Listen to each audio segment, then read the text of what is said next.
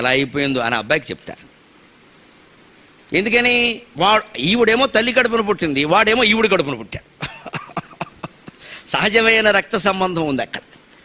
భర్త వస్తే కావాలనే కొంగిలా పెట్టి దాచేస్తారు. ఆయన అడగాలి. అడగలేదనుకో ఏమీ ఉండదు, కాఫీలు తాగి వెళ్ళిపోవడమే, పట్టించుకోరు అసలు. ఎంతసేపు మన గొడవే.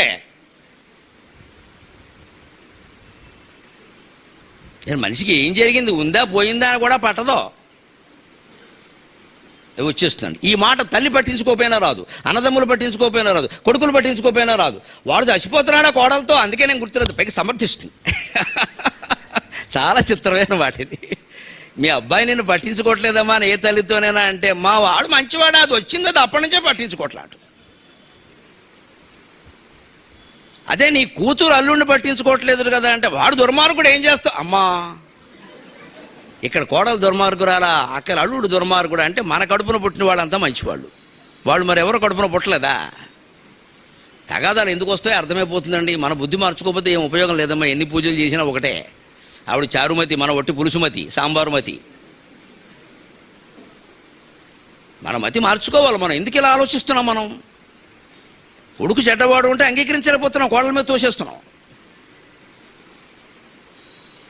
కూతురు ప్రవర్తన బాగోలేదనో లేదా కూతురు గయ్యాడుగా ఉందనో అంటే, ఆ భర్తను బట్టి అలా ఉంది, మరి ఏం చేస్తాం రోజులంటూ. అబ్బా మరి కోడలో వెంటనే ఎందుకు వస్తుందంటే, అందుకే ఆయన చెప్పాడు, అతి దుఃఖము కానీ భర్త అడుగవలు. ఆ మాత్రం అడగలేడా? ఏం జరిగిందో తెలియదా? అసలు చూడద్దా భార్యకేసి సరిగ్గా ఉందో లేదో అంటే, రోజు మొత్తం చెక్ చేసుకోవాలి.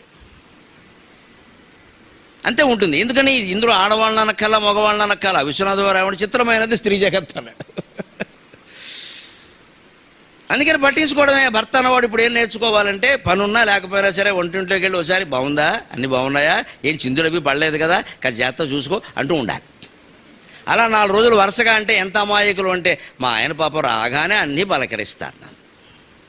ఇలా పలకరించేవాడు తర్వాత కొంప ముంచే పని ఏదైనా బయట చేసినా పర్వాలేదు, అమాయకంగా నమ్మేస్తారు. మళ్ళీ తిరుగులేదు అందులో. మొత్తం బోల్తా వాడు ముంచేసాకే అర్థమవుతుంది. బాగా లోపల పలకరిస్తాడు, ఆముదం పూసేస్తాడు మొత్తం. బయట వేరే రెండో వ్యవహారం